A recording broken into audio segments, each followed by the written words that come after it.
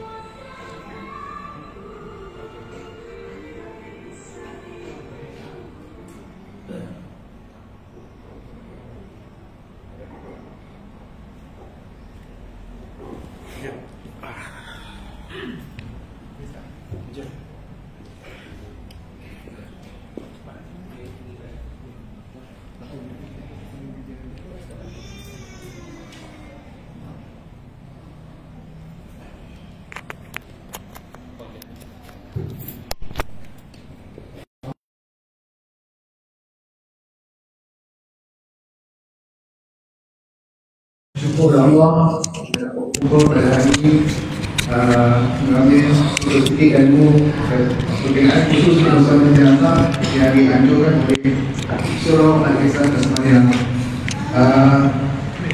Khusus ini dikeluarkan atau dibawakan oleh Sebab Pengurusan Jenazah Malaysia, memang satu Malaysia ada, dia ada state pun ada.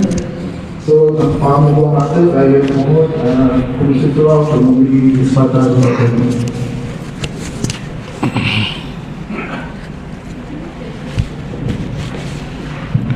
Assalamualaikum warahmatullahi wabarakatuh. Alhamdulillah rabbil alamin wassalatu wassalamu ala asyrafil anbiya'i wal mursalin wa ala alihi wa sahbihi ajma'in.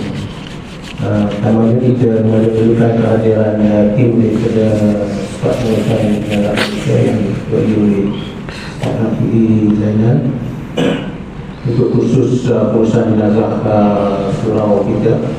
InsyaAllah ini antara program yang telah dibincangkan 7 tahun ini. InsyaAllah kita akan atur umur panjang tu.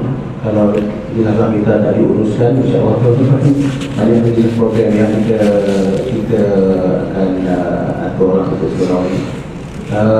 Bagi saya khusus bagi AJK, khusus pengurusan jenazah ini sangat penting. Macam mana kita tengok masa zaman ataupun masa ketiga PKP ataupun ketiga COVID melanda tu, ramai sahabat-sahabat kita di sekeliling kita, Linda Fiona dan sebagainya, Fiona Selasih Samudra, juga nama kita pun ada kematian akibat COVID. Dan walaupun kita tak dapat kenalikan, tapi hakikatnya setiap jenazah tu perlu diuruskan. Jadi saya harap khusus ini objektifnya adalah memberi ilmu kepada semua yang hadir, insyaAllah muslimin dan muslimat.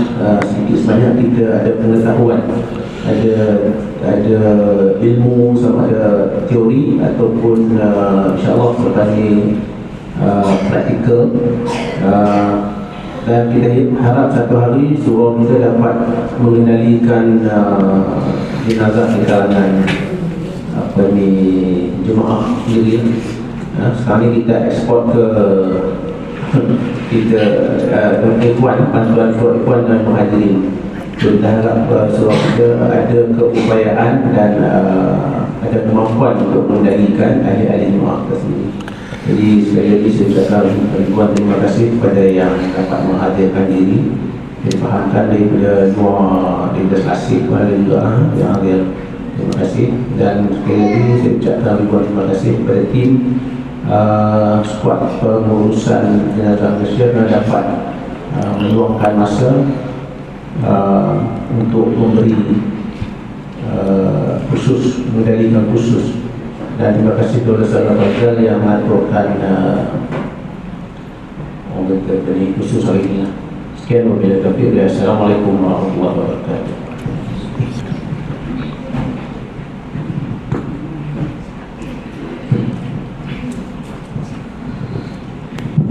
Terima kasih menjawab. Tanpa buang masa, saya serahkan pada Ustaz Rafi'i untuk memulakan khusus pagi ini. Assalamualaikum warahmatullahi wabarakatuh. Assalamualaikum. Bismillahirrahmanirrahim. Assalamualaikum warahmatullahi wabarakatuh. Saya berdirilah, duduk terhalang apa dia. Alhamdulillah Rabbil Alamin. Wassalatu wassalamu ala ashrafil anbiya wal mursalin wa ala alihi wa sahbihi ajma'in. Ashhadu an la ilaha illallah wahdahu la syarikalah wa ashhadu anna Muhammadan abduhu wa rasuluh. Allahumma salli ala Muhammad wa ala ali Muhammad. Rabbi shrah li sadri wa yassir li amri wa hltamil lisani yafqahu qawli, amma ba'du. Terima kasih pada pengurusi majlis yang saya hormati, pengurusi surau, barisan jawatan kuasa, para pegawai, tuan-tuan imam, tuan-tuan bilal, muslimin muslimat, para jemaah dan peserta bagi kursus pengurusan jenazah pada pagi ini. Anjuran surau Ihsan, betul lah, surau Ihsan, Taman Al-Ihsan, Kasmaria. Kasmaria Taman Samudra. Kena sebut betul loh, ya. Semalam saya di Sunway Batu Cave, sebelah tu je. Hari ni kat sini, minggu ni dekat-dekat je, ya. Jadi pertamanya saya ucapkan terima kasih pada pihak surau kerana mengundang kami hadir ke tempat tuan-tuan ni. First time saya datang sini, walaupun Giant depan tu je, tapi masuk ke sini baru first time kan. Alhamdulillah Allah izinkan juga bertemu dengan tuan-tuan dan puan-puan. Dan kita dalam rencana pagi ni untuk kursus pengurusan jenazah bersama kami ni daripada Skuad Pengurusan Jenazah Malaysia, SPJM, satu NGO peringkat kebangsaan yang kami mengenalikan jenazah di setiap negeri, di dalam dan juga di luar negara.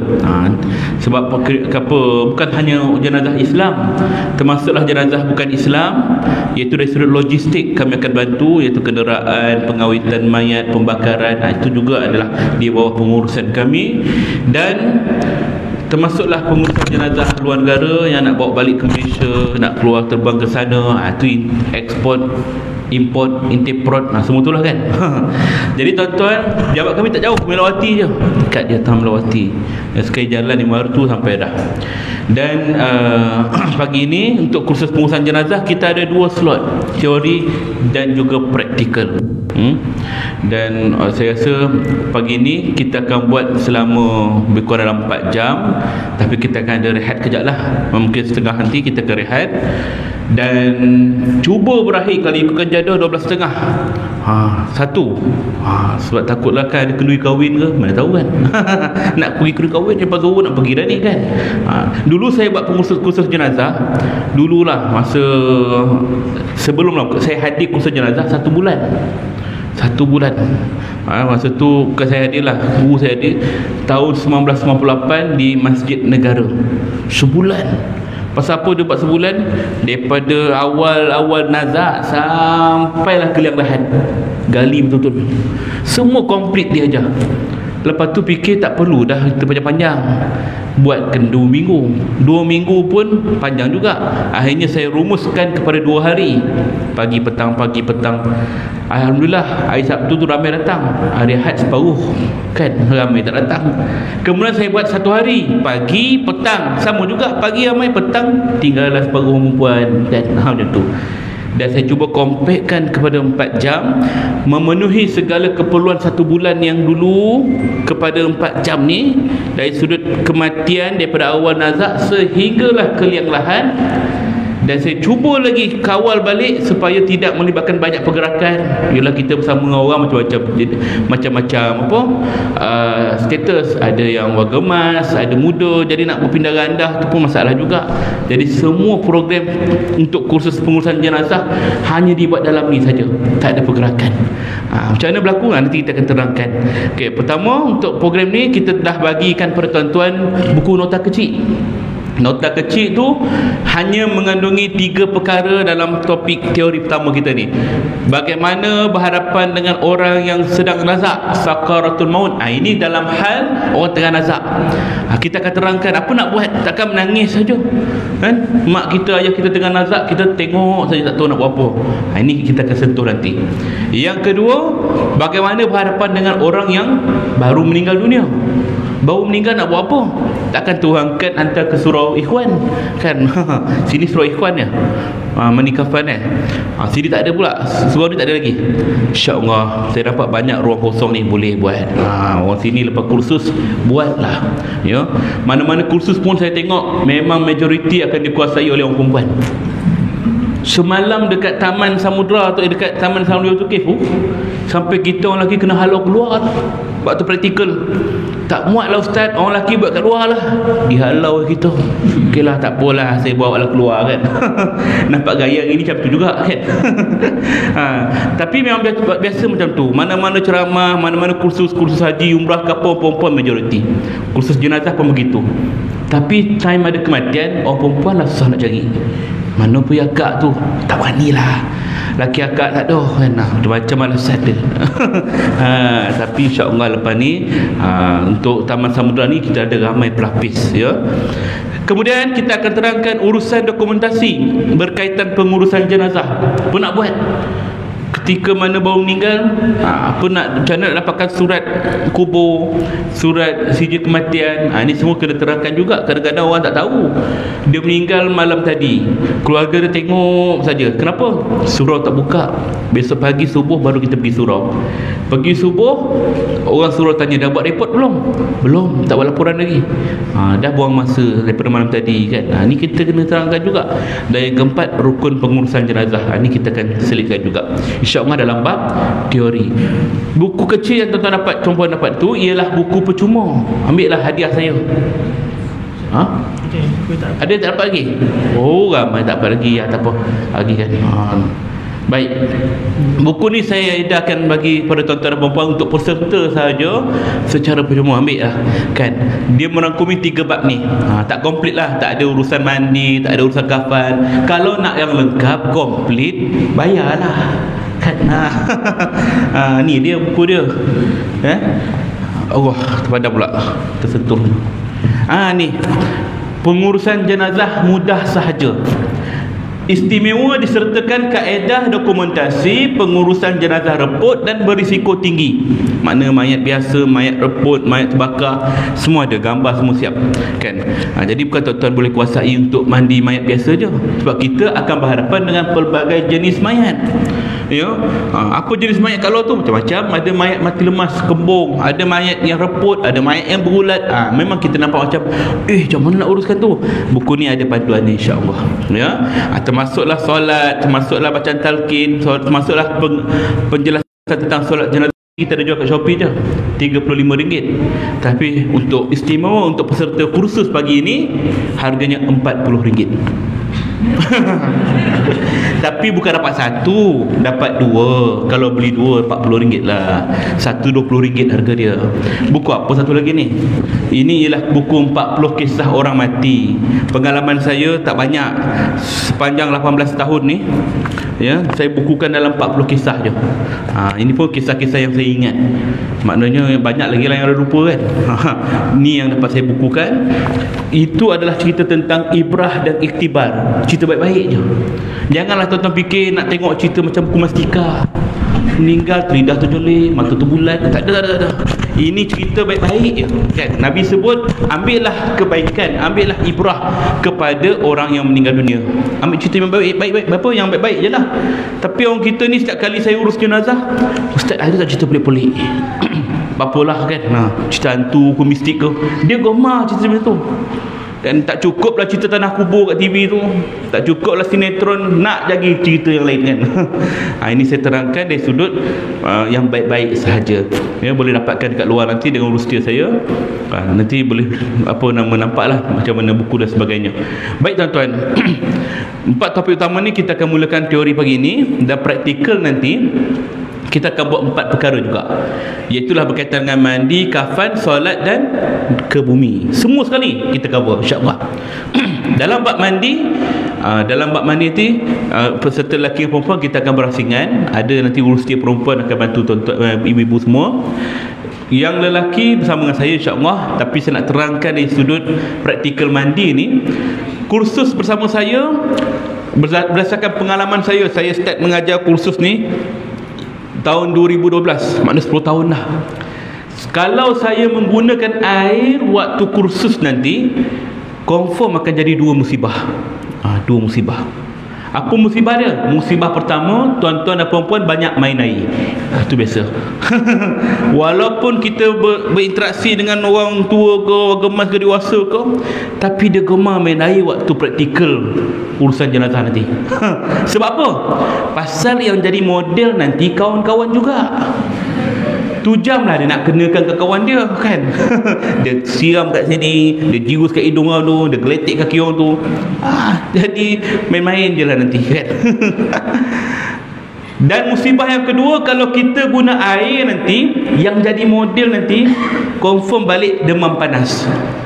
Bukan sebab badi mayat ke, tidak, tapi sebab kesejukan yang melampau. Kenapa sejuk melampau? Sebab dia lama dimandikan. Pasal tuan-tuan banyak soal.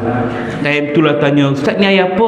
Ustaz apa jurusan? Ni sabun ni guna kat mana? Macam-macam soalan. Lagi banyak soal, lagi lama kawan tu kena mandi. Gigi bila nak habis Ustaz. Jadi kita takkan guna air, hanya simulasi. Macam mana nak mengiringkan mayat, macam mana nak gosok dia, macam mana nak bilas dia. Ni kita tunjuk simulasi saja. Dalam bab praktikal kafan, insya-Allah bersama saya kita akan terangkan 4 kaedah pengurusan jenazah, 4 kaedah pembentangan kain kafan. Iaitulah kain kafan biasa je lah, bentang dalam kain kafan. Kalau tuan-tuan dan perempuan balik nanti tiba-tiba terlupa apa cara potong kain tadi ingat kaedah pertama yang basic tu pun dah cukup dah.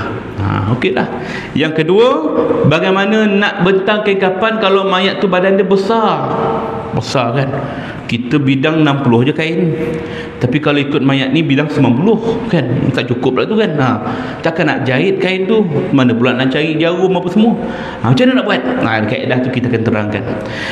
Yang ketiga, bagaimana nak bentang kain kafan bagi mayat yang berisiko tinggi, HIV, AIDS, COVID, mayat yang terbakar, mayat lemas, mayat reput, mayat bulat.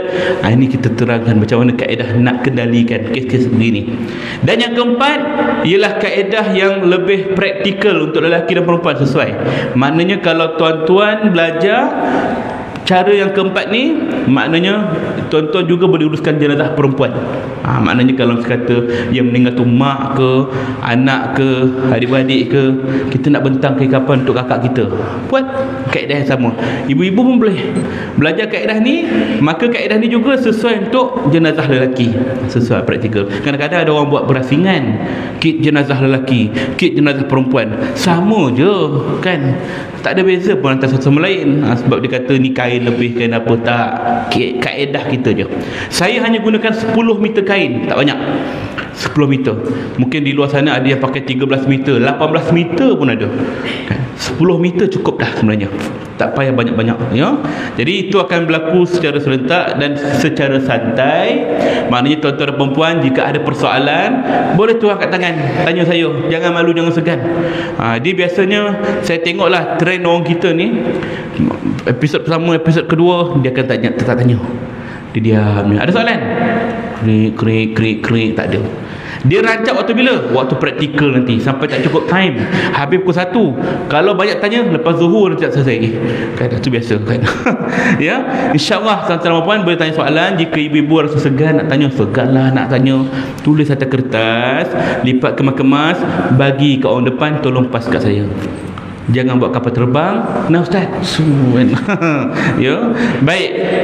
Perkara yang pertama ialah bagaimana berhadapan dengan orang yang sedang nazak.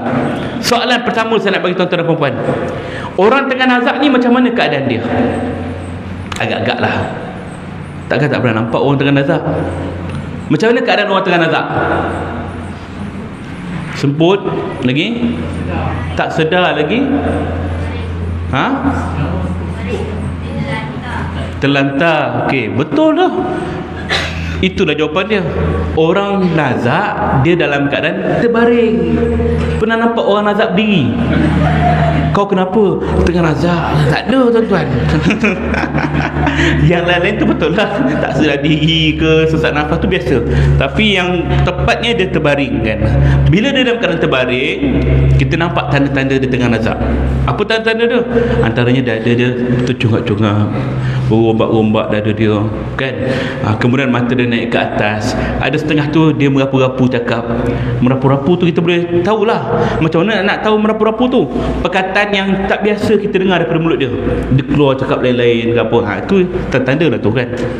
Dan juga antara yang lain, mungkin kita boleh rasa tapak kaki dia. Kalau seberat, rasa sejuk, tu tanda lah tu. Cuba rasa kawan sebelah, betul ke tak? Itu sejuk aircon. Ya, belum lagi. Okey. Baik. Orang nazak ni dia dalam keadaan hayal, dalam keadaan leka, ya, maka apa yang perlu kita bantu dia? Pertama, Nabi ajar lakinu mautakum la ilaha illallah.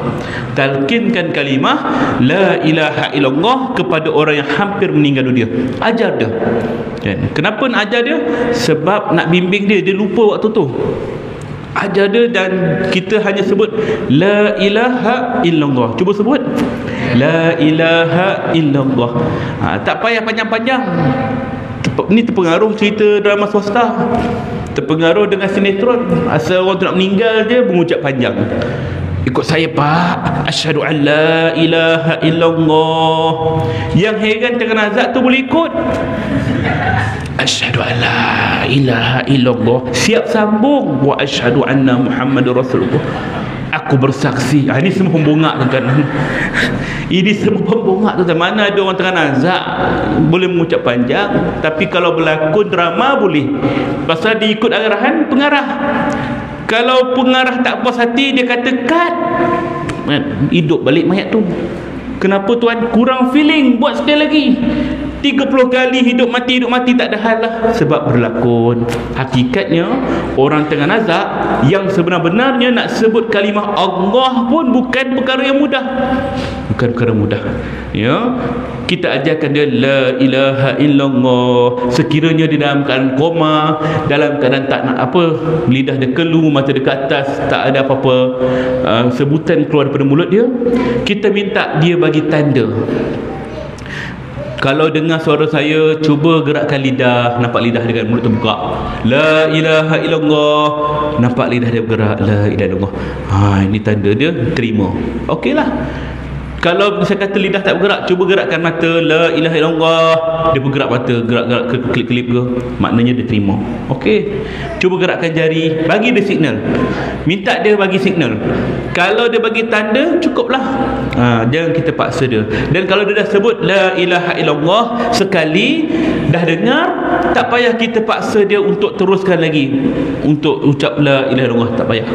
Dia dah sebut dah dengan payah dia, la ilaha illallah, alhamdulillah bang, teruskan bang, nak ambil tasbih ni bang, kira kan. Jangan. Dia sekali pun dah cukup dah kan, alhamdulillah. Kerana Nabi sebut ya, dalam sebuah hadis, man kana akhiru kalamihi la ilaha illallah dakhalal jannah. Barang siapa akhir kalam dia sempat ucap la ilaha illallah, masuklah dia ke dalam syurga. Ini sebab tu kita kena pentingkan kalimah tu. Tuan-tuan, benda ni ialah bergantung kepada diri kita. Maknanya diri kita tu ialah orang yang nazak tu lah. Kita lepas ke tidak? Orang lain hanya bantu sahaja. Yusabbitullahu allazina amanu bikalis sabit fil hayatid dunya wa fil akhirah. Allah teguhkan ucapan orang beriman di dunia dan di akhirat. Kalau orang tu beriman, orang tu beramal soleh, ketika dia nak mati mesti dia dapat ucap kalimah tu, walaupun tak ada orang yang ajar di sisinya. Banyak orang yang meninggal dunia seorang-seorang kat rumah, tahu-tahu je dah meninggal 2 hari. Minggu lepas kami uruskan jenazah di Rawang 10 hari. Rumah flat tuan-tuan. Heran kita. Ya, rumah tuan-tuan ni kira flat apa nama, jarak juga. Ini flat sebelah pintu, dekat. Makna kata atas bawah depan belakang. 10 hari orang tu meninggal, tak ada siapa perasan. Itu pun adik dia ke siapa datang, nak lama sangat tak kontak dia kan. Pergi pecahkan pintu, tengok dah terbaring depan bilik air. 10 hari orang tua tu meninggal. Jadi itu bab dia lah. Tapi nak kata ketika dia nazak nak meninggal tu, siapa yang bimbing dia kalimah la ilaha illallah?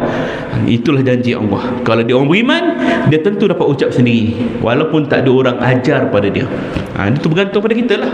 Wa yudilullahu zalimin. Dan Allah juga boleh sesatkan orang zalim, orang dosa, orang yang bermaksiat, orang yang tak sempat taubat. Walaupun ketika itu ramai orang ajar kalimah la ilaha illallah pada dia, dia takkan dapat kalimah tu, dia takkan dapat ucap. Wa yaf'alullahu ma yasha. Allah boleh buat apa saja yang dia kehendaki, sebab Allah saja tahu isi hati kita, amal kita. Ya, baik, ini semua adalah perkara yang perlu kita buat. Baik, yang kedua, bacakan mana-mana surah dari Al-Quran. Apa-apa surah pun boleh. Ya, kerana Al-Quran Asy-Syifa. Quran itu ialah penyembuh, penawar. Maka kita bacalah Quran. Antara yang digalakkan oleh ulama ialah surah Yasin. Baca surah Yasin. Antara surah lain surah Ar-Ra'd kita bacakan. Dan jika kita rasa dua-dua surah ni agak panjang dan kita pula tak ada kitab ke, tak ada tak hafal ke, maka baca dua surah pendek yang dibacakan oleh Siti Aisyah radhiyallahu anha ketika Rasulullah dalam keadaan sakarat. Aisyah radhiyallahu anha membaca Qul a'udzu birabbil falaq, Qul a'udzu birabbin nas, Al-Falaq dan An-Nas. Dua surah ni boleh dibacakan pada orang sakit. Kita ziarah kawan kita kat hospital, ziarah kawan kita dekat rumah sakit, baca Qul a'udzu birabbil falaq, Qul a'udzu birabbin nas, Al-Falaq An-Nas. Insya-Allah itu adalah ayat syifa. Ya. Baik. Kemudian tunaikan apa jua hajat pesakit. Jika dahaga, bagi dia air. Kadang-kadang kat hospital doktor kata patient tak boleh minum, dia kena puasa, tapi dia minta air, nak air kan. Jadi kita macam mana ni? Doktor tak bagi minum, tak bagi makan dalam kuantiti yang banyak. Kita bagi sedikit saja. Ambil satu sudu, suap kat mulut dia, basahkan bibir dia, basahkan muka dia, tengkuk dia. Ini sunnah. Kerana dia dalam keadaan dahaga yang luar biasa. Bagi dia, mudah-mudahan Allah hilangkan dahaga dia tu, ya. Sebab kalau kita tak tunaikan hajat dia, syaitan yang akan tunaikan hajat dia. Ni bahaya ni. Syaitan datang menyerupai orang yang dia sayang, arwah mak dia, arwah ayah dia datang balik. Padahal syaitan nak air ke, mak datang daripada syurga bawa air. Dia pengaruh. Kalau kau nak air ni, mari ikut mak, kita ke syurga sama-sama, tapi dengan syarat keluar daripada Islam. Wa iyyazubillah min zalik. Syaitan akan cuba nak kufurkan anak Adam sampailah dia mati. Maka mereka ni kita jangan biarkan. Apa dia nak tunaikan. Jika tak mampu kita tunaikan, maka cakaplah baik-baik. Kalau dia minta mengarut-garut tengah malam pukul 3 pagi, nak nasi kandar, kata sudah, nasi kandar pula, garuk kepala kan. Mana nak cari pukul 3 pagi nasi kandar ni bang? Kata, jangan marah dia kan. Kau pun terbiak ke bang? Jangan marah dia kan. Sabar ya bang, 3 pagi tak ada orang jual nasi kandar. Kalau ada pun saya tak berani beli kan. Orang lain tu kan. Nantilah besok saya pergi beli. Cakap macam tu kat dia. Kalau panjang umur dia, belilah. Besok tu belilah. Pergi kedai nasi kandar beratur kat Melawati dia, nasi kandar beratur beli kan. Dah beli, letak ayam, letak udang, letak sotong, letak ketam, segala-lah belangkas semua letak. Nah, makan, bagi kat dia. Orang tengah nazak ni tak makan banyak, dapat kari ni sikit, dah tak nak dah. Dah lepas hajat dia tak nak dah. Jangan marah dia pula. Kau tahu tak aku pagi beratur nak dapatkan? Jangan marah dia. Dia tak makan, kita bedal lah kan. Apa susah. Jadi saya nak mention kat sini ialah tak dapat tunaikan hajat dia, kita cuba cakap baik-baik, supaya janganlah sampai kita mengecewakan dia. Dia tak nak layan aku, jangan, ya. Tunaikan hajat dia sekali lagi berkemampuan. Ini 3 perkara yang penting. Dan ada perkara yang keempat, tak ada dalam nota, dalam slide, iaitulah kita kena bimbing dia supaya bersangka baik kepada Allah. Sangka baik kepada Allah. Bab ini agak berat. Sebab kita ni kalau diuji musibah, ada ujian bertimpul-timpul, sakit ke, kecewa ke, frust ke, kena tipu orang ke apa ke, kadang-kadang kita akan mengeluh, ya Allah, kenapalah kau uji aku macam ni ya Allah. Maknanya kita tak sangka baik pada ujian Allah. Begitu juga orang sakit. Ya Allah, aku tahulah aku berdosa, janganlah kau siksa aku macam ni ya Allah, matikan je lah aku. Jangan kita biarkan dia cakap macam tu. Bimbing dia. Sabarlah mak, dan sakit ni tanda Allah sayang kita. Allah nak hapuskan dosa kita. Aku banyak dosa, dulu aku tak solat. Dia akan cakap macam tu. Allah Ta'ala tu akan ampunkan dosa kita. Istighfarlah. Kita orang Islam. Orang Islam ni tempat dia kat syurga. Kita bimbing dia. Sebab ada hadis Nabi sebut, Allah Ta'ala akan menurut pada sangkaan hambanya. Kalau hambanya tu sangka baik pada Allah, maka dia akan dapat kebaikan. Jika hambanya sangka buruk pada Allah, dia akan dapat keburukan. Maka kita kena sangka baiklah, husnuzon atas segala apa yang Allah bagi pada kita. Bimbing dia, insya-Allah bila dia sangka baik, Allah bagi dia kebaikan juga. Wallahu alam. Selesai bab yang pertama. Ada soalan? Ada? Tengok, kan betul saya kata? Dia belum, baru gear 1, gear 2 naik kan. Okey, topik yang kedua, bagaimana berhadapan dengan orang yang baru meninggal dunia. Orang yang baru meninggal dunia, apa kita nak sebut? Innalillah wa inna ilaihi raji'un. Nah, ini kalimah istirja, musibah. Bukan hanya pada kematian, segala kekecewaan, kesakitan, kehilangan, inilah kalimah dia, kalimah musibah. Ya, kawan kita sakit, innalillah wa inna raji'un. Bukan kita nak kata dia meninggal, tapi itulah kalimah musibah. Ya, maka kita ikutlah ya sebagaimana firman Allah Ta'ala, wa basyirus sabirin allazina idza asabatkum musibatun qalu inna lillahi wa inna ilaihi raji'un. Berilah kabar gembira pada orang yang bersabar bila mana timpakan ujian musibah kepadanya, mereka berkata inna lillahi wa inna ilaihi raji'un. Sesungguhnya kita datang daripada Allah, pada Allah jualah kita kembali. Kalimah inna lillahi ini bukan hanya pada kematian orang Islam. Orang bukan Islam pun sebut inna lillahi wa inna ilaihi raji'un. Ini kalau kita terima berita mesej, kawan kita yang belajar sama-sama dulu telah meninggal dunia. Siapa? Ah Chong. Sama-samalah kita ucapkan takziah pada keluarganya. Ramai kata salam takziah, salam takziah. Rip, rip, rip, rip, rip, rip, rip. Semua nak rip kan? Apa benda rip tu? Rest in peace kata dia. Berehatlah kau dengan tenang. Betul tak? Bukan? Betul kan? RIP kan? Rest in peace, berehatlah kau dengan tenang. Semoga kau tenang. Macam itulah maksud dia kan? Apakah keyakinan kita orang Islam bila orang kafir mati dia rehat dengan tenang? Tak. Sebab tak ada ketenangan tanpa iman setelah mati. Tak ada. Ya. Jadi boleh tak kita sebut? Jawapannya tak boleh. Sebab itu ucapan orang bukan Islam. Kita orang Islam kalau terima kematian, ucapan kita innalillahi wa inna ilaihi raji'un. Baik itu kematian orang Islam ataupun kematian bukan Islam. Ya ke Ustaz? Apa hukumnya? Hukumnya haram. Haram nak sebut? Yes, kerana kita mengikut apa yang diajar oleh agama lain. Tak boleh. Apa dalil? Ada dalil juga. Ketika Abu Talib, bapa saudara Nabi SAW, dalam keadaan sakit sakaratul maut, ketika itu Rasulullah di sampingnya. Nabi ajarkan dia la ilaha illallah. Pak cik ucap kalimah ni, kalau pak cik ucap, saya jamin tempat pak cik dekat syurga, kata dia. Abu Jahal pun ada. Abu Jahal kata, wahai Abu Talib, jangan kau ikut cakap Muhammad, kau kena kekal dengan agama kita. Setelah dipujuk, dirayu, akhirnya Abu Talib kata, ya Muhammad, aku kekal dengan agama nenek moyang kita. Maka Abu Talib mati dalam keadaan kufur, tak sempat beriman. Rasulullah sedih, kecewa kerana tu pakcik yang jaga dia daripada kecil, tak sempat nak beriman.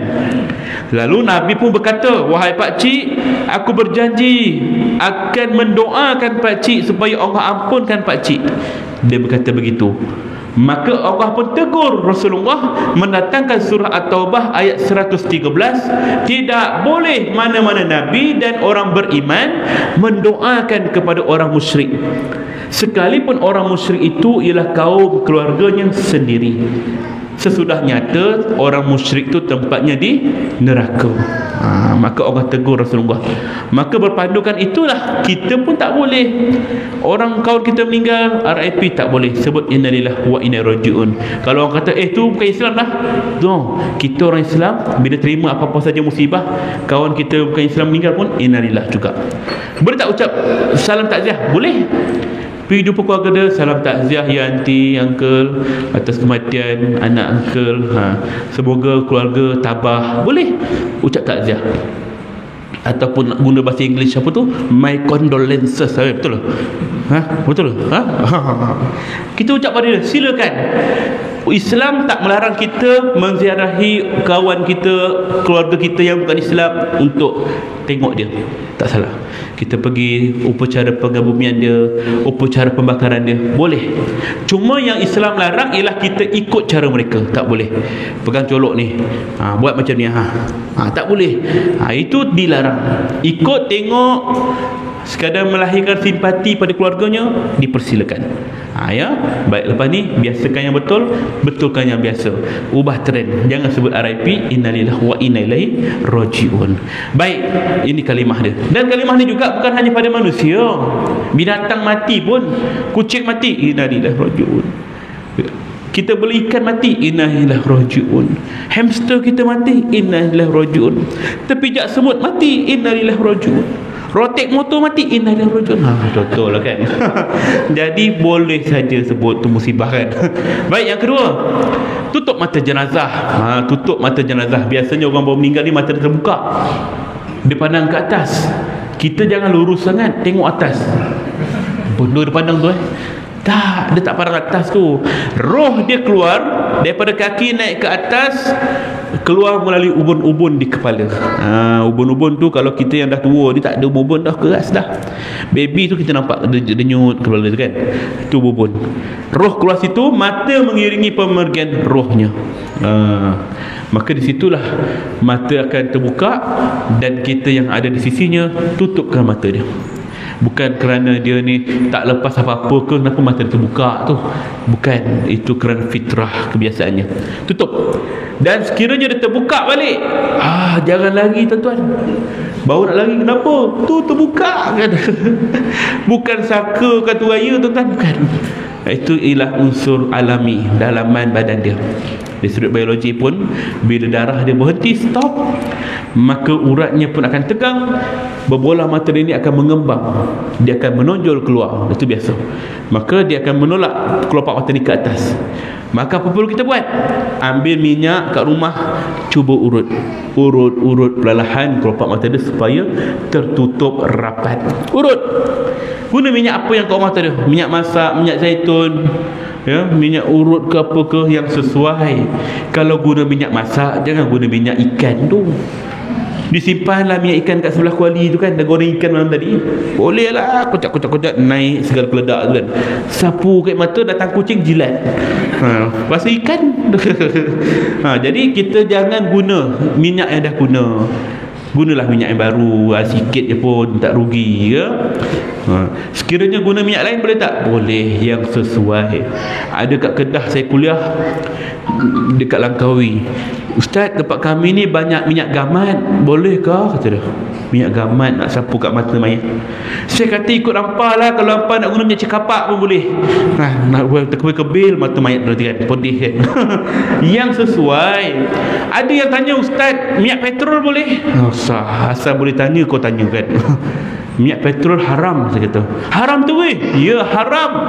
Sebab tak sesuai. Minyak petrol tu mahal harga dia. Nak kena letak kat mata tak sesuai ya. Jadi yang logik lah, urut perlahan.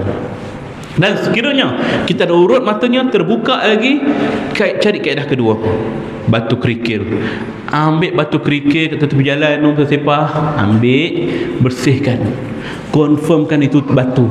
Takut-takut tak kucing ke mana tahu kan. Apa cair ni kan. Pastikan cek, jangan main ambil je tu letak kat mata mayat. Lama sikit cair meleleh kan. Dah confirm batu tu letak kat mata dia, tujuannya nak memberatkan kelopak mata dia supaya tertutup rapat. Kalau tak jumpa batu, jangan sekali-kali guna bata. Sebelah rumah tu ada buat rumah tu kan, ada lebih tak kan? Sudah, dia potong dua, letak sini kaki kanan. Tenggelam mata dia. Jangan guna bata. Raba poket. Banyak duit shilling, cari duit shilling 50 sen. Jangan guna duit 10 sen. Tak ada 50 sen yang besar tu, letak kat mata dia.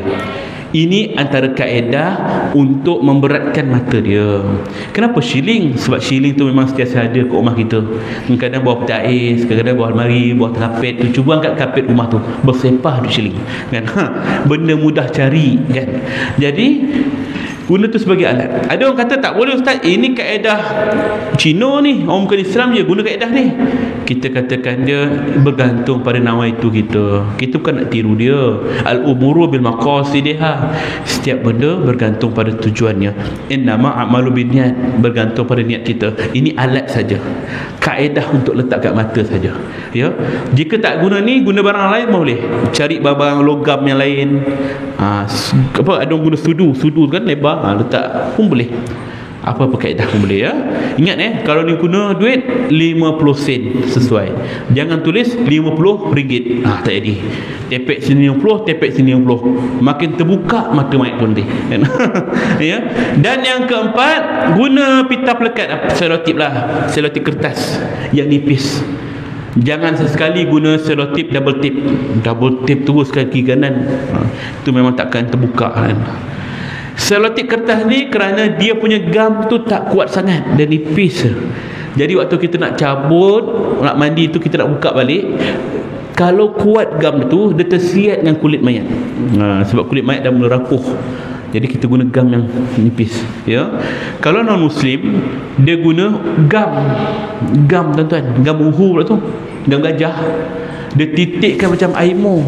Ni kan saya bawa aimo ni kan, dia titik je. Tap, betul tutup.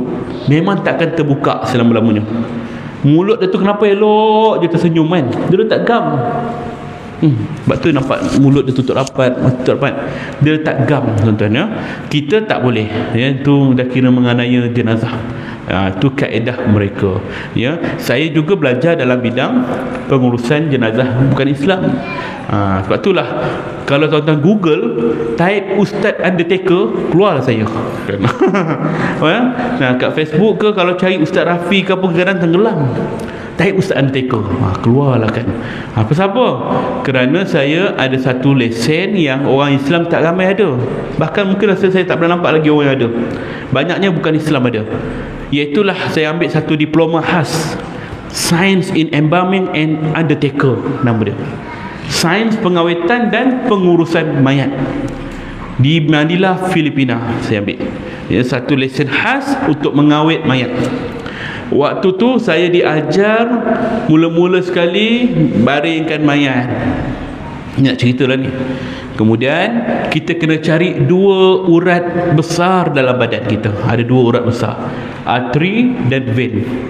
Dia ada beberapa tempat, antaranya di leher, bawah lengan, atas ari-ari kita ni, celah paha. Ni laluan utama lah, maknanya yang senang kita akses. Biasa kalau orang tu dia ada dialisis, cuci darah, dia ambil kat sini. Adalah kaedah dia ya. Maka 2 urat ni kita akan cari kat sini biasanya. Toreh urat dia, korek, cungkil 2 urat tadi, keluarlah arteri. Di bahagian arteri kita akan potong sikit untuk buka laluan, masukkan satu tiub, yang mana tiub ini untuk memasukkan satu cecair formalin, satu bahan pengawet yang akan mengeraskan badan mayat. Saya bawa barang saya ni, senjata Undertaker tuan-tuan, bukan senapang ni tuan-tuan. Nak tengok tak? Tak pernah tuan-tuan nampak ni. Kalau pergi kursus jenazah kat luar, tak ada, dia bawa benda lah ni je. Ada. Ni antara alat-alat dia lah. Kita korek sehinggalah keluar. Lagi dah. Sehinggalah keluar urat dia, cungkil, masukkan satu tiup formalin 12 liter masuk dalam badan mayat. Dia akan mengeraskan badan mayat. Waktu dia keras tu, dia dah awet, dah proses awet. Kita waktu tu badan mayat masih lembut. Kita boleh bentukkan ikut style kita. Nak buat macam ni boleh, nak macam ni boleh, nak buat macam ni boleh, macam ni boleh, macam ni boleh, macam ni boleh. Ikutlah macam ni boleh kan. Ikutlah kan.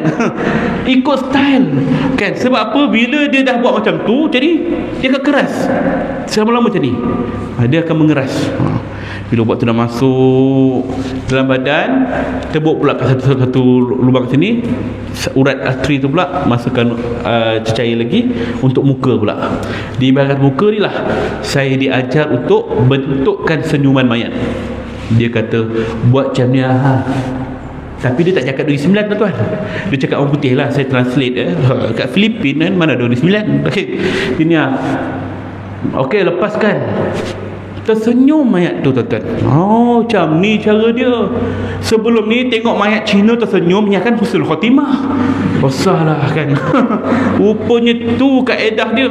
Boleh buat tersengih, boleh buat rasa pipit sikit, macam tak lihat. Itu kaedah, tuan-tuan. Dah habis? Belum. Itu baru permulaan. Ubat dah masuk. Bila ubat masuk, dia akan menendang keluar darah. 70% badan kita semua darah keluar. Buang. Maknanya habislah cecair yang besar. Tinggal organ dalaman. Organ ni pun adalah faktor mayat tu cepat mereput, cepat membusuk. Maka kita akan keluarkan satu lagi alat.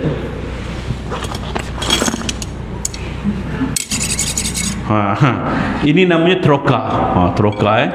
Troka ni di hujungnya tajam. Kelilingnya ni ada lubang-lubang, dan di belakangnya ni pun ada satu lubang untuk masukkan pipe. Tujuannya vacuum, dia akan sedut keluar. Satu lubang akan dimasukkan di dalam perut ni, dibuka satu lubang. Kita akan wuduk untuk menghancurkan segala organ dalaman ni. Hati, limpa, usus, jantung, pudi kencing, buah pinggang, semuanya dihancurkan. Dan bila hancur tu diterus sedut, seret keluar, buang keluar, semua kena kosong. Inilah proses embalming, pengawitan mayat. Orang tak tahu kan. So, macam mana nak tahu benda tu dah habis? Macam kita minum teh ais dalam cawan, air dah habis tapi mulut gatal nak sedut lagi. Sedutlah ais tu kan, krok. Itulah bunyi tanda dia dah habis. Krok. Okey, dah habis, cucuk lain pula. Ni kaedah, tuan. Orang bukan Islam, dia mati hari ni, dia takkan tanam hari ni. Biasanya dia akan tunggu seminggu ke 10 hari ke untuk upacara adat mereka. Kan, tengok Queen Elizabeth meninggal 10 hari baru tanam kan. Kerana inilah proses dia. Mereka guna kaedah ni. Tapi kita orang Islam mujur, tak pakai. Alhamdulillah, lega. Ini bagi orang Islam yang hanya mandi, kafan, solat ke bumi, meninggal hari ini terus tanam. Tapi bagi orang Islam yang nak bawa balik ke luar negara, ini kaedah yang dia guna pakai. Proses pengawitan. Meninggal kat mana? Meninggal kat Australia, meninggal kat Europe, meninggal kat Afrika, bawa balik, ini proses dia. Tuan-tuan, sebab itulah Nabi ajar, mana kita meninggal, situlah kita ke bumi, tak payah bawa balik kan. Sebab luar negara tu proses dia menyakitkan, dengan urusan documentation lagi, dengan urusan immigration lagi, dengan urusan nak tunggu flight lagi, belum tambah delay lagi, sampai kat sini lagi nak menunggu buka lagi. Leceh, tuan-tuan. 3-4 hari tu pandai ringkas. Kesian mayat lama-lama. Sebab itulah tak payah simpan mayat. Mana dia meninggal, situ ke bumi, redha lah. Tujuan saya belajar benda ni nak bagi pendedahan pada tuan-tuan dan puan-puan. Sebab ramai orang kita yang di luar negara, bila meninggal, keluarga kat sini nak bawa balik. Dia tak tahu apa proses yang dilakukan pada mayat. Memang mayat sampai dalam keadaan bersih, cantik, handsome, tapi hakikatnya di luar saja, di dalamnya hancur, sehancur-hancurnya, sakit badan mayat ya. Jadi tujuan kedua saya belajar benda ni sebagai satu solusi. Sekiranya orang kita kat sini yang bukan warga negara Indonesia ke Pakistan ke Bangladesh yang kerja kat sini meninggal, ada keluarga kata nak bawa balik juga, maka ada orang Islam yang boleh buat kerja ni. Inilah dia ya. Sebab kebanyakannya kalau orang bukan Malaysia meninggal nak bawa balik keluar negara, diuruskan oleh bukan Islam. Kebanyakannya Indon yang meninggal tu, bila dia nak bawa balik, India, Cina yang bukan Islam yang uruskan. Tuan-tuan tak tahu benda ni, tapi itulah keadaan yang berlaku. Jadi kita takkan nak biarkan jenazah orang Islam diuruskan oleh bukan Islam. Inilah fardu kifayah kami. Tapi kaedah yang kami guna untuk jenazah yang dekat-dekat, kita guna kaedah yang ringkas saja. 2 kaedah embalming. Surface embalming dan hypodermic embalming. Kita hanya letakkan ubat dekat atas badan mayat dan suntik mayat saja. Kita tak guna kaedah ni. Cucuk tangan sini, cucuk tangan sini, cucuk tangan sini, tangan sini, tangan sini, tangan sini, tangan sini, sampailah 5 liter. 5 liter masuk dalam badan mayat. Organ tak hancur. Sebab apa? Biasanya kalau sampai sana, keluarga terus ke bumi, tak ada simpan lagi. Tapi bagi orang Malaysia yang meninggal luar negara, mereka adalah di luar negara undang-undang ketat, termasuk Singapura, Thailand, Indonesia. Kalau nak bawa balik ke Malaysia, ini kaedah yang dia guna pakai. Kita kat sini tak ketat sangat, boleh cucuk lagi. Kat sana kena rodok dengan benda ni. Maka mana meninggal situ ke bumi. Tengok Tok Guru Harundin meninggal kat Amerika. Dia kata kalau aku mati sana, jangan bawa balik mayat aku. Kan ke bumi sana seorang-seorang. Tengok, ini ulama' dia tahu. Sebab Nabi kata, barang siapa yang meninggal di luar tempat kelahiran dia, maka Allah Ta'ala akan bina satu mahligai daripada tempat dia lahir sampai tempat dia meninggal. Itu mahligai untuk orang yang meninggal di luar. Jadi kita ambillah manfaat tu. Baik tuan-tuan, selesai bab ni, saya saja nak selitkan. InsyaAllah pada waktu akhir nanti tuan-tuan, sebelum habis program, kita akan tayangkan satu video yang saya lakukan embalming pada mayat. Jadi tengoklah real pula betul ke tidak apa yang saya cakap ni. Tahiyul tak tidak kan? Tengok betul-betul kan. Ya. Baik. Jika mata dia masih terbuka, setelah kita buka selotip tu, ambil kapas tutup saja mata dia. Settle kan. Dan yang ketiga, sumbat kapas ke dalam kedua lubang hidung dan telinga jenazah. Ambil kapas, gulung, gumpal, sumbat. Tujuannya untuk mengelakkan serangga masuk dan untuk mengelakkan air daripada badan mayat keluar. Meleleh kan. Tutup sedikit je. Tapi orang kita ni selagi boleh sumbat, dia sumbat. Boleh lagi ni, boleh lagi ni. Boleh lagi tak? Boleh. Kembang hidung mayat tu. Bila kita nak urus mayat tu, apa kembang benar hidung budak ni? Tarik keluar, la ilaha illallah, daripada tekak ni kapas. Jangan tuan-tuan ya. Jangan kita seksa mayat, sekadar yang sesuai ya. Tutup je. Kemudian keluarkan gigi palsu dan tutup mulut jenazah. Kalau gigi palsu yang jenis keluar masuk tu, keluarkan cepat. Kalau tidak, dia akan meleret masuk ke tekak. Keluarkan cepat ya.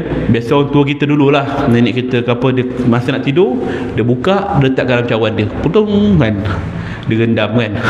Sekarang ni banyak gigi palsu yang dah tanam kat gusi. Yang jenis tanam kat gusi tu tak payahlah kita nak keluarkan juga. Ini berusaha juga. Ada orang berusaha, ni gigi palsu ni tak boleh ni, minta pelayar dia minta. Bismillahirrahmanirrahim. Ya Allah, gigi betul. Sudah salah pula kan. Ada masalah.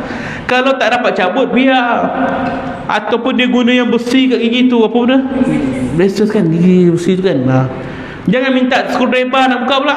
Screwdriver cukup. Darah mulut ayat Tuhan. Biarkan sekiranya tak dapat, jangan kita paksa. Termasuklah kalau ada orang yang letak ukiran tatu kan, macam mana ni, tatu ni tak boleh kena air ni, kita nak buat macam mana?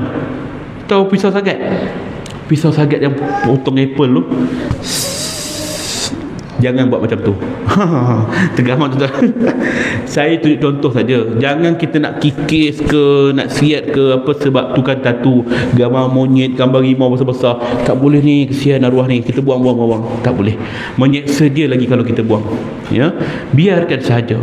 Ya, kalau misal kata cincin, dia ada cincin yang susah nak buka, dia tersekat kan, kita gunalah sabun ke, gunalah benang nak bagi kecil laluan ke, tak boleh juga.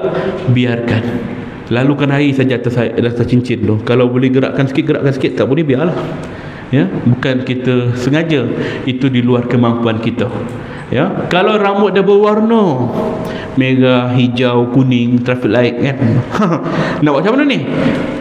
Jangan kita nak botakkan kepala dia pula. Kau rumah kau ada mesin rambut tak? Potong rambut. Boleh kan? Senang kan. Jangan kita buat begitu. Jangan cukur ke apa, jangan. Kuku dia panjang macam mak lampir pun jangan kita potong kan. Biarkan saja, walaupun diguna Q-tech. Q-tech yang rambut betul, yang pewarna tu kan, bling-bling tu kan. Biarlah. Kita buat macam ni, bersih-bersihkan. Kalau tak boleh hilang, nak macam mana?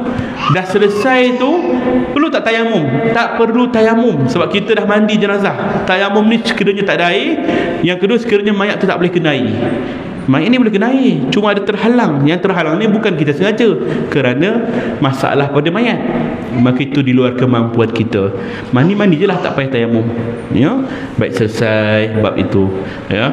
Ini ambilkan gigi palsu tu, sekiranya terbuka, kita cuba bersihkan mulut dia, tutup balik. Ambil kain panjang, ikat bawah dagu ni, naik ke atas macam dalam gambar ni kan, ikatkan ke atas. Ni namanya ikatan pocong. Ikatan pocong.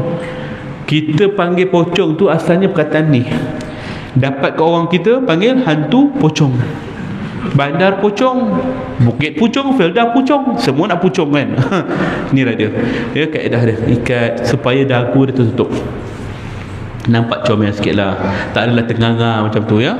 Baik, kemudian tukar pakaian jenazah dengan pakaian yang bersih dan mudah ditanggal. Tukar. Dia baru meninggal, badan dia masih lembut, senang nak buka baju dia. Letak kain batik, kain pelikat, tutup aurat dia, depan belakang, jangan bagi terdedah. Kalau orang perempuan, tutup bahagian rambut dia juga. Kadang-kadang bila kita selak kain batik tu, nampak rambut dia mengerbang je tu. Dan kenapa biarkan rambut dia ni? Tak apalah ustaz, arwah ni dulu free hair, biarlah kan. Free hair tu dia punya hal. Bila dia meninggal, kita yang bertanggungjawab, fardu kifayah. Maka tutupkanlah, jangan fikir dia free hair ke tidak, ya. Pastikan aurat jenazah sentiasa terpelihara, ya. Ada kes yang bapak dia meninggal malam, anak dia tak tahu nak buat apa. Bukannya anak dia kecil-kecil, bapak dia yang meninggal umur 90, dah tua dah. Anak dia tentu dah 50-60 umur dia. Jadi bila dah meninggal, dia tak tahu nak buat apa, dia biar je bapak dia tu. Mana biar tu, dia duduk je lah kat katil tu, biar kan. Sampailah pagi subuh, pergi jumpa orang surau, nak uruskan jenazah bapak dia. Saya pun pukul 8 pagi, saya datang kat surau nak uruskan. Sampai kat bilik mayat, saya tengok, bila buka kain batik tu, nampak dia pakai baju yang dia pakai malam tadi, baju Melayu, kain pelikat. Ada pampers lagi dia tak buang. Saya tanya pada anak dia, kenapa abang tak settlekan mayat dia dulu malam tadi? Kami tak tahu ustaz, ustaz buatlah. Kami serah pada ustaz. Tak apalah. Jadi kita nak buka baju Melayu tu tak boleh, pasal badan dia dah keras, darah akan berhenti, dia membeku, maka urat tegang, dia akan mengeras dalam tempoh 3 hingga 4 jam selepas kematian, kebiasaannya kan? Maka dah terus bang, saya tak boleh buka lah, saya gunting boleh tak? Gunting lah ustaz. Terpaksa gunting, sayang lah baju tu, kok ada kenangan dengan arwah yang terakhir kan, dia tak simpan, dah koyak dah, buang, cuci najis dia semua. Tapi tangan dia ni tak boleh nak kiam. Saya cuba urut-urut, tak boleh, badan dia kurus, takut patah nanti. Saya kata pada anak dia, nanti waktu kafan tangan dia begini ya, bukan macam ni. Tak apa ke ustaz? Tak apa, boleh kan. Anak dia okeylah, 4 orang lelaki setuju. Ada seorang tu yang tak setuju. Tak boleh ustaz, saya nak kiam. Tak boleh bang, saya bukan sengaja. Ustaz ikhtiar lah macam mana pun. Saya tak boleh. Tak apa, saya buat, kata dia. Dia nak buat. Minta minyak, kata dia. Saya ada belajar dulu, urut jenazah dengan minyak ni boleh jadi lembut sendiri dia. Betul lah tu. Tapi kenapa abang tak buat semalam? Saya terlupa ustaz. Itu biasalah. Belajar dah, tapi terlupa. Tak apalah, dia pun buat.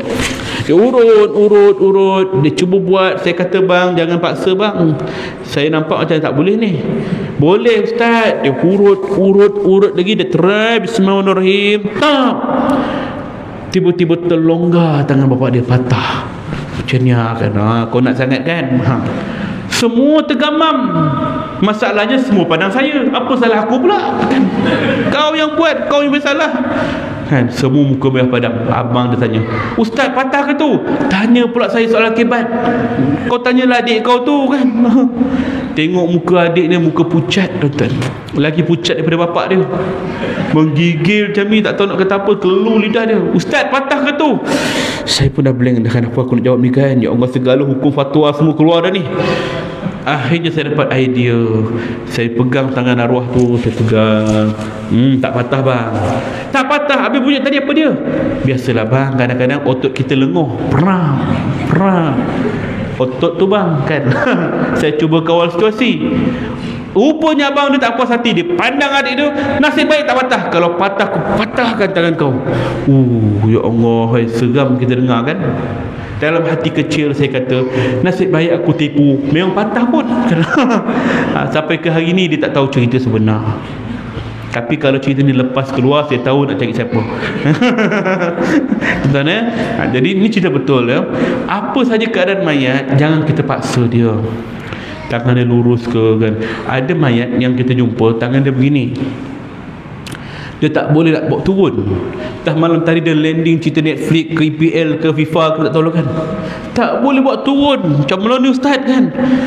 Takkan tak boleh langsung. Tak boleh ustaz, buatlah. Saya tengok memang tak boleh. Kita uruskanlah macam biasa. Mandi, kafan, semua macam biasa. Tapi tang kafan tu, bila nak kafan kat sini, kembanglah sikit kepala dia tu kan. Okey lah, kita punya hal tak ada masalah. Datang makcik nak ziarah mayat tu, apa kembang bona kepala budak ni dek? Dia tanya pula, ya Allah, dia makcik kan. Tu bukan kepala, tangan dia. Astagfirullah, mulut jahat kan. Sebab itulah kita kalau tengok pelik-pelik pada mayat, jangan tegur. Kan ada mayat kadang-kadang kaki dia bengkok macam ni kan. Jangan tu apa kaki jam tu kan. Tak ada orang mandi mayat sengaja nak bengkok kan. Jadi lah kita buat kan. Tak ada tuan-tuan. Mesti ada sebab kan. Dia pula boleh tegur kan. Kita diam lah nampak pelik-pelik. Okey lah kan. Diam lah, tak payah tanya apa kan. Takut menggurus hati keluarga kan. Macam-macam keadaan mayat yang kita jumpa. Ada mayat di Terengganu yang kami jumpa. Ini kes rare ya. Dia meninggal dalam keadaan bersila. Macam tuan-tuan duduk sekarang ni, bersila kan, duduk. Nak baringkan, kaki dia pun di atas macam ni, keras macam beku kan. Tak boleh buat apa. Macam mana ustaz? Dia tanya saya dekat KL kan. Saya kat KL, dia kat Terengganu. Tim saya Terengganu. Saya kata nak macam mana kita uruskanlah dalam keadaan mayat dia macam tu. Mandi dalam keadaan terduduk, kapan pun dalam keadaan terduduk. Okey lagi lah. Yang lagi seram, time solat dalam keadaan duduk. Allah, kelu lidah dia kan, mengadap-mengadap kan. Kita bayangkan dia mengadap-mengadap. Itu cerita betul. Tapi nak kata bahawa keadaan mayat dekat luar yang biasa akan kita jumpa nanti bermacam-macam rupa ya. Kita kena bersedia. Itu sebab itulah saya selalu tekankan dalam mana-mana kursus pengurusan jenazah kritikal juga. Mayat reput, mayat terbakar. Sebab kemungkinan kita akan berhadapan dengan kes begini. Mungkin tuan-tuan tak akan terlibat dalam pengurusan jenazah, tapi sekiranya yang meninggal tu keluarga kita dalam keadaan begitu, takkan kita nak tinggalkan? Kalau sebelah rumah kita jiran mati, perut kembung, berulat, busuk, kita boleh kata, minta maaf ya, saya nak jemput anak sekolah ni, boleh lagi. Tapi kalau tu keluarga kita, mana waris? Orang cari dulu, mana waris? Ni tolong angkat arwah ni kan. Terkedu gitu. Jadi cara nak buat, kalau lah mayat tu busuk, memang tak ada siapa tahan. Saya sendiri pun walaupun dah lama urusan jenazah, kadang-kadang kita pun tak tahan juga. Sebab bau busuk mayat lagi busuk daripada bau bangkai. Kucing mati tepi jalan, kita boleh lalu, kesian kucing tu kan, bau busuk, tapi kita boleh hadap lagi. Tapi kalau mayat tepi jalan, tak ada siapa sanggup lalu. Busuknya dia sebabkan keluar air malah, air cecair yang keluar pada badan mayat, minyak tu bila kena pada baju, buanglah baju tu, memang busuk. Kalau kena pada tangan, cucilah guna air tanah, sabun tak jadi, busuk ya. Kita lah tu diri kita nanti. Jadi apa yang berlaku kalau kita berhadapan dengan mayat begitu, kita terpaksa nak masuk ke dalam rumah, maka kita akan mual nak muntah. Orang tak biasa ni saya ajar tips ya. First, jangan acah-acah masuk rumah. Acah-acah. Macam mana acah-acah? Masuk ke dalam rumah tu, tak tahan, keluar balik, tak nafas, masuk balik, tak tahan. Memang kalau masuk, keluar, masuk, dia akan mual. Udara kotor, bersih, dia akan mual. Kita akan muntah. Habis macam mana nak buat? Masuk dan jangan keluar-keluar. Masuk dalam rumah tu, kalau ada pintu, tutup, kunci pintu, jangan bagi kita keluar. Hadaplah benda tu, hidu dan dalam, menggigil tangan, kepala otak bergelegak, air mata berdarah kan. Itulah naik dulu sikit. Ini tips tuan-tuan. Lepas tu nafas, dia akan menetralkan balik. Kita boleh hadap benda tu, walaupun busuk bau busuk, tapi kita boleh hadap, tak adalah sampai memualkan. Itu kaedah dia tuan-tuan. Ingat ya, saya kata masuk bau dalam keadaan bilik. Jangan tuan-tuan lurus sangat pergi kat mayat tu. Itu lurus. Saya tak suruh hidup mayat. Dan juga pastikan pakai face mask juga. Janganlah terang gitu je buka kan. Tuan-tuan bukan pergi kat atas gunung pakai juga mask, pakai 2-3 lapis juga ya. Letaklah filter sikit, minyak cekapak ke Karbarus ke apa ke kan, bagi bau kita tak adalah busuk sangat ya. Itu kaedah dia. Dan jangan kita sesekali meludah. Tui kan 3 hari tak lalu makan. Jangan, itu mungkin patah larang lah ya. Maknanya orang lama punya pengalaman. Itu yang saya pakai dan alhamdulillah memang berkesan tuan-tuan ya. Bila nak angkat mayat, lelaki utamanya yang mengangkat mayat ni, mayat yang reput ni, dia ada 3 dia ada berapa kategori mayat. Kalau mayat tu dalam masa 1-2 hari, kulit dia yang pertama ni dia akan lurut, licin. Bila licin, kita pegang, jangan guna tangan biasa. Biasa kita pakai glove. Bila pakai glove tu, pastikan lapikkan kain juga supaya tangan kita ni grip. Kalau kita glove yang licin ni, pegang tangan dia licin, dia akan melurut, dia akan jatuh. Bila jatuh, kadang-kadang tertarik dengan kulit dia yang kedua. Kulit pertama tanggal dah, kulit kedua macam kita tanggal glove kat tangan dia. Tu kulit dia tertanggal. Jadi kita pastikan pegang dengan kain, biar grip sikit, angkat. Dan jangan pegang kuat-kuat sangat, cengkam kan. Jari kita berbekas kat mayat tu. Dia dah lembik. Okey, caranya ialah mayat tu dah terbaring, kita ambil kain, kita gulung separuh, ngiringkan mayat tu, masukkan kain bawah dia, baringkan mayat tu balik, ngiring ke sebelah dia pula, ambil kain yang kat bawah tu, balut dia, ambil kain yang sama, buat kain yang lain pula untuk angkat. Satu balut, satu angkat mayat tu. InsyaAllah. Kalau boleh masa tu, kalau kita nak bawa keluar, tak nak orang tercium bau mayat, aib dia, ambil daun pandan, tabur dalam kain-kain tu. Tak ulat ke apa-apa yang ada pada mayat, badan mayat, biarkan, kita angkat dia. Masa nak mandi jenazah tu pun sama juga. Ulat-ulat yang ada pada badan mayat tu, yang jatuh gugur, biarkan. Yang ada ke atas badan mayat, tak payah kita kejar nak kutip. Tu seekor lagi. Tu tak payah, biar je dia buat kerja dia kan. Kita mandi je. Dan mandi mayat reput ni tak payah kita mandi macam biasa, nak istinja lah apa, tak payah. Lalukan air syarat, perah air sabun, bilas. Tak payah kita nak ratakan jari ke apa, tak perlu. Lalukan air je ya. Mana-mana rambut yang gugur, kulit-kulit yang gugur, kutip, bersihkan, letak tepi. Waktu kafan, letak kat sebelah mayat, letak kat dia, tanam sekali. Kalau banyaklah. Tapi kalau setakat selai 2 helai gugur, tak payahlah kejar. Tu selai lagi tu, cuba masuk lubang. Biar je, selai je pun tak ada hal. Kalau selonggok tu ya kita ambil. Okey. Itu kalau mayat reput, mayat berulat, mayat terbakar, kita tayamum. Tayamum macam mana kita tayamum lah, kita belajar. Muka, tangan, 2 bahagian dia. Muka, tangan. Mayat kat muka, tangan. Saya ketika uruskan jenazah Ittifaqiyah, mangsa kebakaran 23 orang mati tu kan kat keramat, saya tim pertama yang uruskan jenazah. Jadi mayat tu dia tak sempurna macam kita. Ada yang kepala dah hilang, dah hancur lah, separuh je kepala budak tu, separuh je, sedih. Tangan tinggal bahu. Mana nak tayamum ni, kepala tak ada. Tak ada kepala tuan-tuan. Habis tayamum dekat bahagian ni, teguk dia ni, syarat saja. Kalau tak tayamum pun tak apa, tapi sebagai syarat tu kat bahu dia. Terus kapan, tak ada mandi. Ya, tu kaedah dia. Begitu juga kalau jenazah Covid, dulu kita pakai tayamum. Kita tayamum kat muka dengan tangan dia. Sekarang jenazah Covid dah boleh mandi kan. Okey, baik. Tu mayat reput. Alright, saya selitkan. Kemudian kiamkan tangan mayat tadi, kita kiamkan, kita ikat. Waktu ni belum mandi kafan lagi baru meninggal ni, kiamkan tangan dia, ikat tangan dia, ikatan ribbon supaya dia tak jatuh. Kemudian ikat dekat lutut dia ni, rapatkan kaki dia, ikat. Dan juga 2 ibu jari kaki, rapatkan, ikat. 3 poin: tangan, lutut, ibu jari kaki. Waktu kita nak kafan mayat nanti, tak perlu kita kiam tangan dia, tak perlu kita ikat tangan dia, kiam saja. Kadang-kadang ada orang kata nak ikat dalam, tak perlu. Sebab macam mana kita nak buka balik nanti waktu dalam kubur? Orang dalam kubur, dia akan buka tali yang ikat jenazah kat luar tu.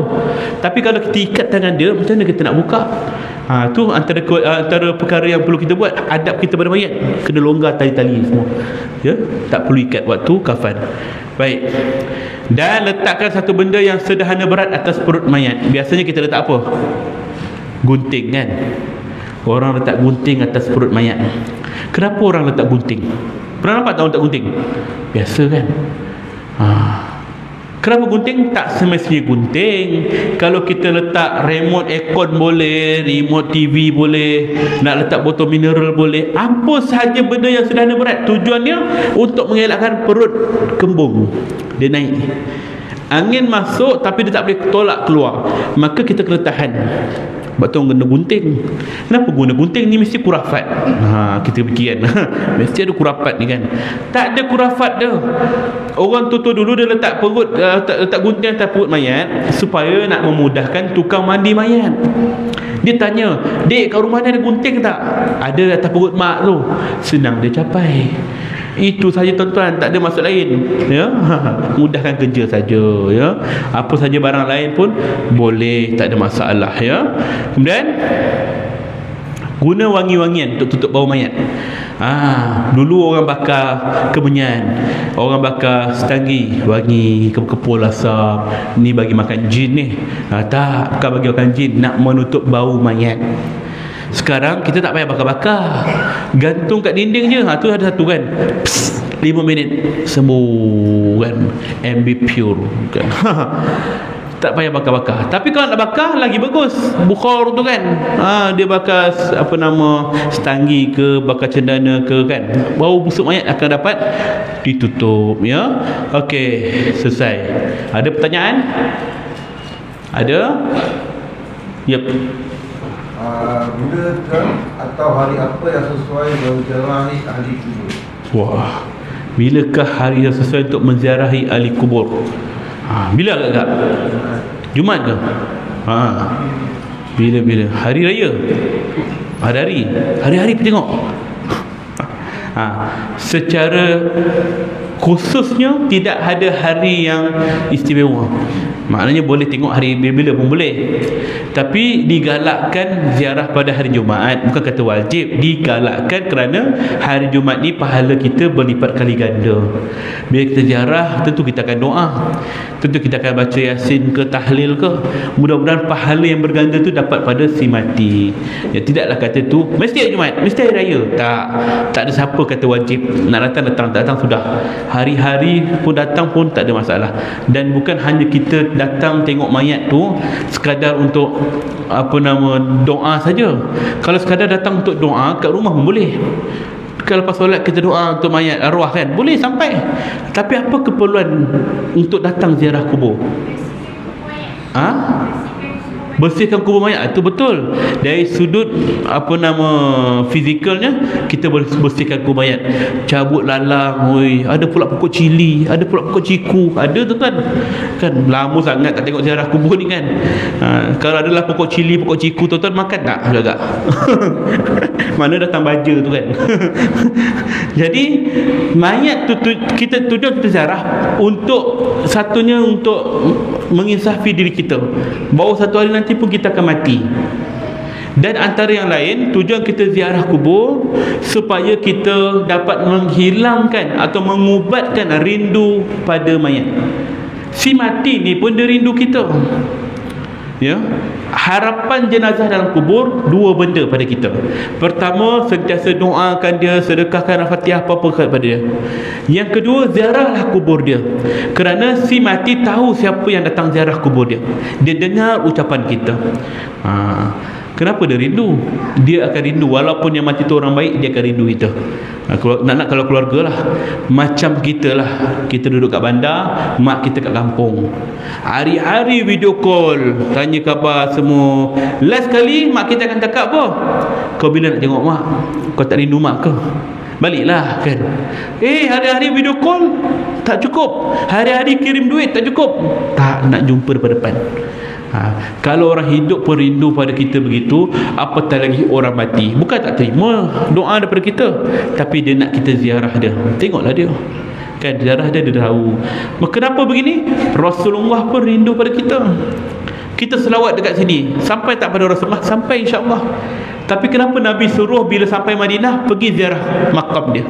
Barang siapa yang ziarah makam Nabi, maka wajib syafaat Rasulullah di akhirat untuk dia. Kenapa Nabi nak macam tu?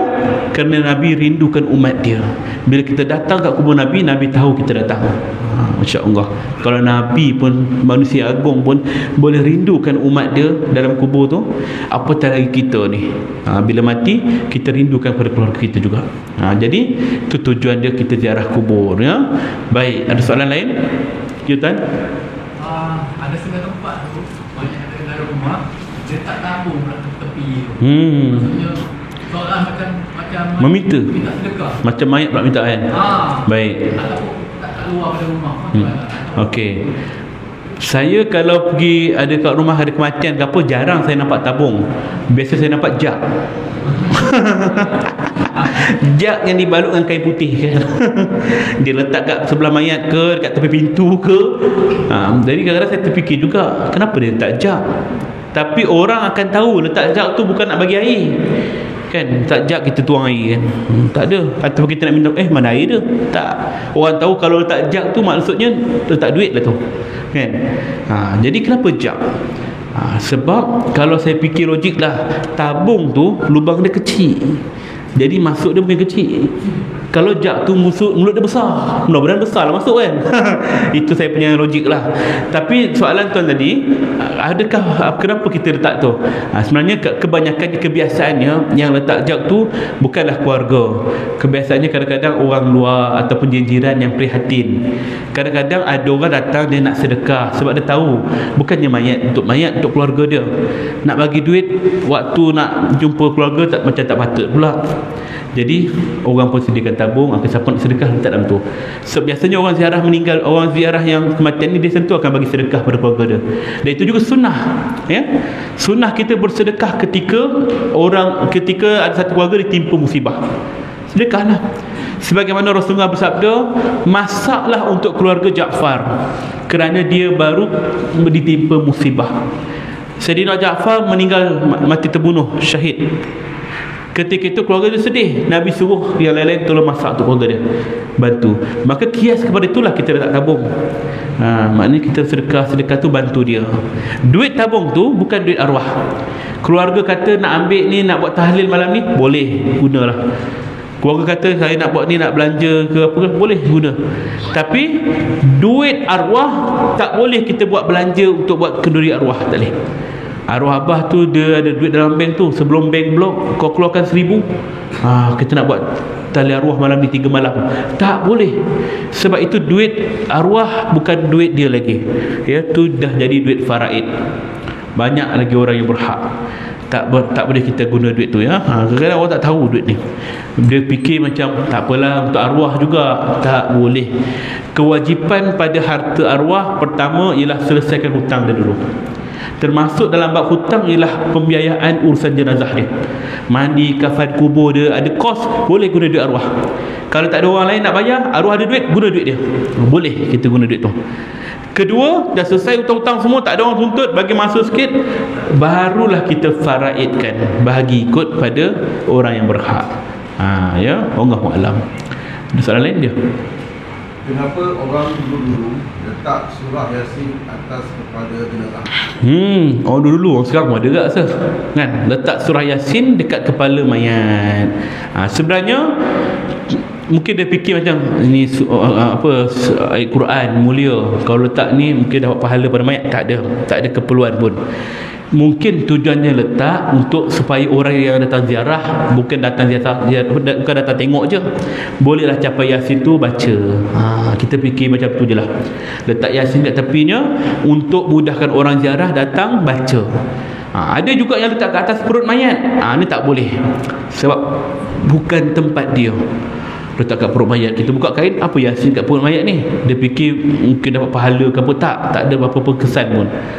Takut mencemari kesucian Al-Quran lagi. Ya, Allahu a'lam.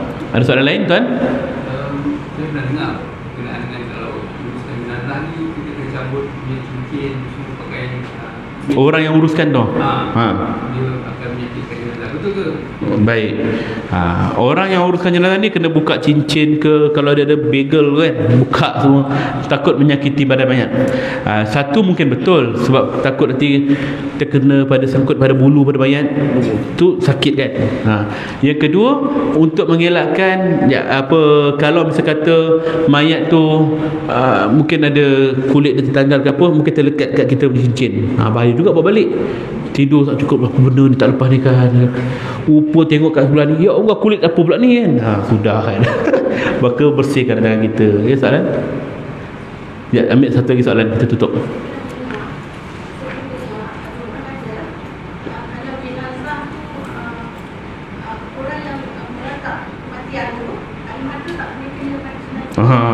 Betul tu, famous tu. Bila kita nak cium jenazah je, mesti akan ada 2-3 watak muncul. Telap air mata tu, jangan kena mayat, seksa mayat tu. Dia akan cakap itu kan. Kita pula puas lah, dah bengkak mata nak ciumnya, mengalir air mata lagi. Dah kau tak payah cium kan, marah kat kita. Betul ke air mata ni seksa mayat? Jawapannya tak betul. Ya, air mata ni tak ada kesan pun pada mayat. Nabi tak cakap air mata. Yang Nabi larang ialah meratap. Meratap tu macam mana? Dia tak redha, dia tak puas hati, walaupun dia tak sentuh mayat, dia menangis. Kenapa mak meninggal? Tumbuk dinding surau. Kenapa mak? Imam kata sabarlah, tumbuk imam mak. Maknanya dia tak redha. Bila dia tak redha, maka inilah yang akan menyeksa pada si mati tadi. Jangan kita menangis macam tu. Air mata tak ada masalah. Walaupun kumpul satu gayung pun curah kat muka mayat, tak ada masalah kan. Yang jadi masalah ialah adab kita pada mayat. Bila kita dah menangis, kalau boleh nak cium mayat, kan buka kain tu, laplah air mata tu, walaupun tak ada dosa, tak ada menyeksa mayat. Janganlah kita guna hujah tu. Apa pula Ustaz Rafi tadi cakap tak ada masalah, nangis, ingus meleleh, meninggalkan bahan bukti kat muka mayat tu. Dah okay. Dia pun tinggalkan bahan bukti dia.